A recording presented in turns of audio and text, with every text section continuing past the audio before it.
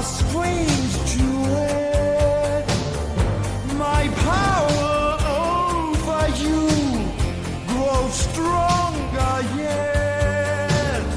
And though you turn from me to glance behind, the phantom of the opera is there inside your mind. Tudo começa com o romance Le Fantôme de l'Opéra, publicado em 1910 pelo escritor francês Gaston Leroux. A história narra Eric, um gênio musical desfigurado que vive nos subterrâneos da Ópera de Paris, obcecado pela jovem soprano Christine Daae. Embora o fantasma não seja tão famoso quanto Drácula ou Frankenstein, o personagem protagonizou múltiplas adaptações cinematográficas ao longo de mais de um século.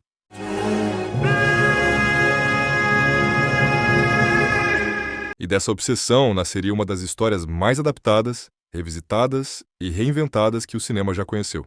Mais de um século separa a primeira versão cinematográfica de sua encarnação mais recente. Nesse intervalo, o fantasma mudou de rosto, de voz, de gênero artístico e de era histórica, e a música como única língua capaz de traduzir esse amor impossível. Esta é a história de como o cinema tentou, vez após vez, dar um rosto ao que não tem rosto. Forget what you've seen. Go now.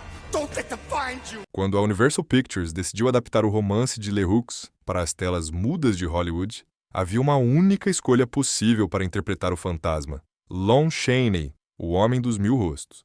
Chaney não era apenas um ator, era um alquimista do corpo humano, filho de pais surdos e mudos. Aprendera por ainda criança a se comunicar pelo gesto, pela expressão, pela transformação física. No cinema mudo, onde não havia palavras, essa linguagem era ouro puro. E para o fantasma, ele entregou sua obra mais brutal e mais bela. A maquiagem foi uma façanha sem precedentes. Chaney pintou as órbitas dos olhos de preto, criando a impressão de um crânio vivo. A Universal queria que o mundo visse aquele rosto pela primeira vez exatamente como Christine via. A cena do desmascaramento, em que Christine arranca a máscara do fantasma enquanto ele toca órgão, tornou-se uma das imagens mais icônicas da história do cinema. A atriz Mary Philbin conta que a reação de terror genuíno que se vê no filme não foi encenada. Era real. Ela viu o rosto de Chaney pela primeira vez durante as gravações, e o horror nos seus olhos é horror de verdade. Os cenários desse filme também mereciam reverência própria. O diretor de arte francês, Ben Carré, que havia trabalhado na Ópera de Paris, foi contratado especificamente para recriar o edifício em Hollywood com autenticidade milimétrica. O palco 28 dos estúdios Universal foi construído para abrigar o set da ópera, e era tão detalhado, tão opulento em madeira esculpida e gesso ornamentado, que permaneceria em uso por décadas, aparecendo em dezenas de outros filmes ao longo do século XX. Sem voz, sem palavras, o fantasma comunicava seus estados de alma através de gestos expansivos, posturas angulosas, movimentos que oscilavam entre a graça de um pianista e a brutalidade de uma fera acuada. Havia uma dualidade cuidadosamente construída. O mesmo ser que tocava música de uma beleza transcendente podia, no momento seguinte, sufocar um homem com um laço. Chaney queria, nas palavras do próprio fotógrafo de cena, parecer repulsivo e aterrorizante, mas ao mesmo tempo fazer o público amá-lo. Esse paradoxo é o coração do fantasma, e em 1925 ele batia com força máxima.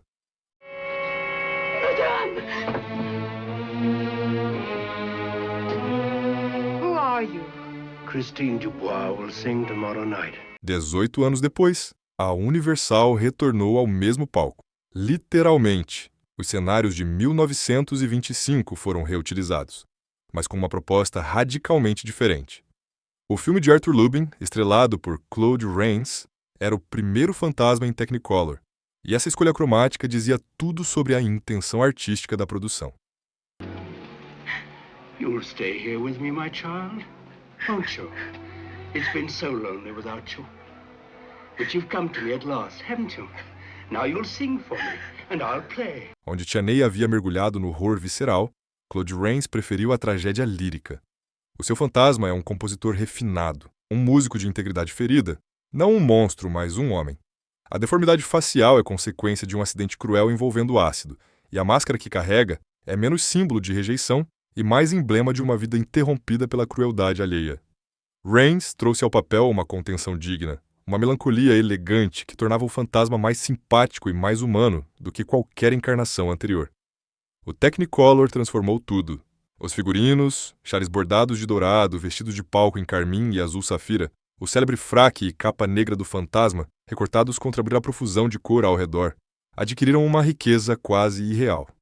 A Ópera de Paris surgiu como um palácio de sonhos, onde cada detalhe visual era uma afirmação de beleza. Havia uma tensão interessante nessa escolha. Ao pintar o fantasma em cores vivas, o filme o arrancava da penumbra e o colocava num mundo que ele desejava, mas do qual havia sido banido.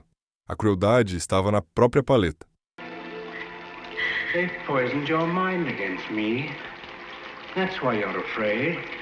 As sequências musicais foram construídas com ambição operística genuína. A soprano Susanna Foster, que interpretou Christine, possuía uma voz de soprano coloratura real, e o filme não hesitou em exibi-la. A música deixava de ser apenas trilha sonora para se tornar argumento. A beleza da voz de Christine era, ela mesma, a razão de existir do fantasma. Christine, you're going to be a great and famous singer. I'll help you.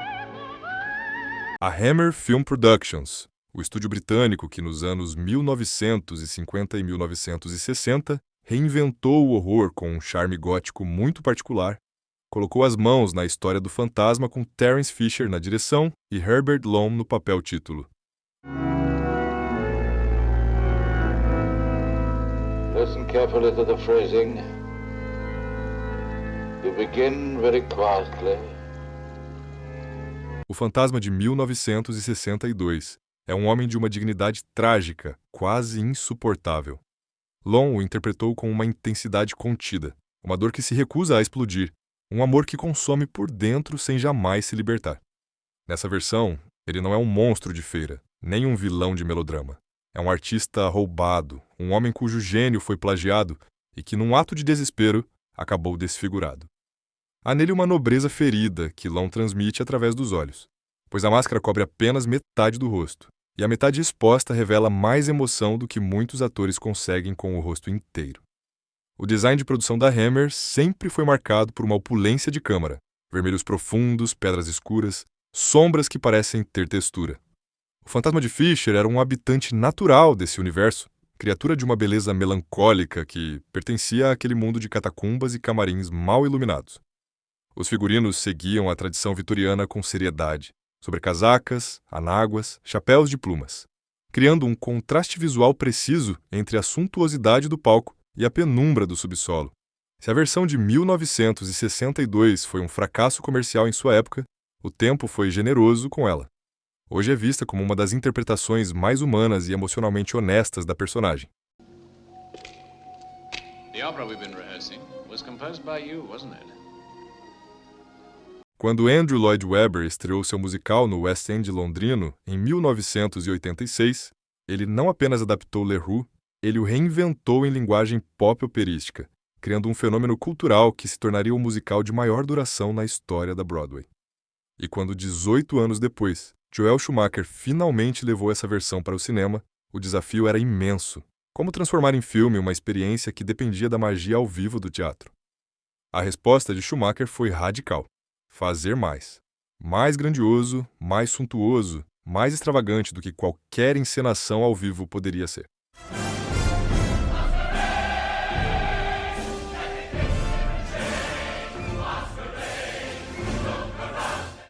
Gerard Butler trouxe ao fantasma uma dimensão que nenhuma versão anterior havia explorado com tanta intensidade: a sexualidade da obsessão. Não se tratava de um monstro patético nem de um cavalheiro melancólico. Era um homem transbordante de desejo, de raiva, de vulnerabilidade, de poder criativo. A voz de Butler, deliberadamente mais rouca e menos operística do que se esperaria, era uma escolha. O fantasma como força da natureza, não como deus da música.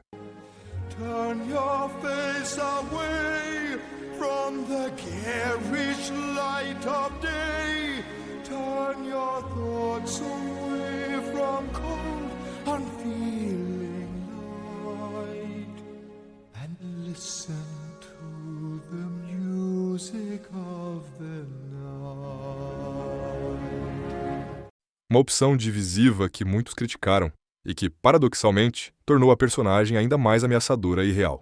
Amy Rossum era uma Christine de beleza quase abstrata, jovem, etérea, com uma voz soprano genuína que flutuava sobre a orquestra com leveza desconcertante. Aos 16 anos de idade, quando o filme foi gravado, Rossum carregava no rosto uma inocência que tornava a manipulação do fantasma tanto mais perturbadora. A tensão entre os dois era a tensão entre a arte como libertação e a arte como grilhão. This loathsome gargoyle who burns in hell, but secretly yearns for heaven. Secretly. Os figurinos, desenhados por Alexandra Byrne, foram considerados por muitos críticos como uma das conquistas artísticas mais injustamente ignoradas do cinema do início dos anos 2000. Mais de 230 trajes foram criados, cada um pensado como elemento visual de uma composição maior. O vestido branco de Christine nos subterrâneos, o capuz vermelho e negro do baile de máscaras, o fraque imaculado do fantasma, cada peça construía uma gramática visual própria. O design de produção de Anthony Pratt mergulhou no barroco com uma entrega total. O baile de máscaras, talvez a sequência mais visualmente memorável do filme, era uma explosão de movimento, cor e simetria. Centenas de figurantes em trajes dourados e negros, movendo-se numa geometria quase arquitetônica, enquanto o fantasma descia a grande escadaria vestido em vermelho e dourado como um rei maldito. Have you missed me, good messieurs? I have written you an opera. Era teatro filmado no seu mais puro sentido. Grandiosidade calculada para provocar o espanto. A marca mais forte do filme de 2004 é a face do desejo reprimido do fantasma. Um desejo misto entre a atração carnal e a necessidade de expressar o que sentia pelo mundo através de suas composições musicais. Help me make the music of the... O que une esses 5 retratos? O horror mudo de Chaney, a elegância technicolor de Rains, a nobreza discreta de Long, o romantismo extravagante de Butler, não é uma estética comum, é uma pergunta comum. Em cada versão, o fantasma é refeito à imagem dos medos e desejos da sua época. Christine Daae, por sua vez, não é apenas objeto de desejo nessa história, é espelho. Em cada encontro com o fantasma, ela é forçada a escolher entre 2 mundos, o mundo da luz, da normalidade, do amor seguro que Raoul representa, e o mundo das profundezas, onde a música é absoluta e o preço é tudo. Cada adaptação pesa essa escolha de forma diferente, e esse peso é o que dá à história sua tensão inesgotável. A máscara, claro, é o símbolo que carrega tudo. Ela esconde a deformidade, mas também esconde o homem. Quando Christine a arranca, e em cada versão ela é arrancada, porque o drama exige esse momento de verdade nua, o que se revela não é apenas um rosto, é a ferida de quem foi rejeitado antes de ser conhecido. É a origem de toda a raiva, de todo o amor, de toda a música que veio depois. Leroux escreveu sobre o terror de ser invisível. O cinema, ao longo de um século, respondeu com uma certeza. O fantasma não é invisível, nunca foi. Ele está ali, no escuro abaixo do palco, compondo música que ninguém ouve. Até que alguém ouve, e tudo muda. A ópera continua, o lustre ainda pende do teto. E lá embaixo, onde a água é negra e a música não precisa de luz para existir, o fantasma espera. Ele sempre espera.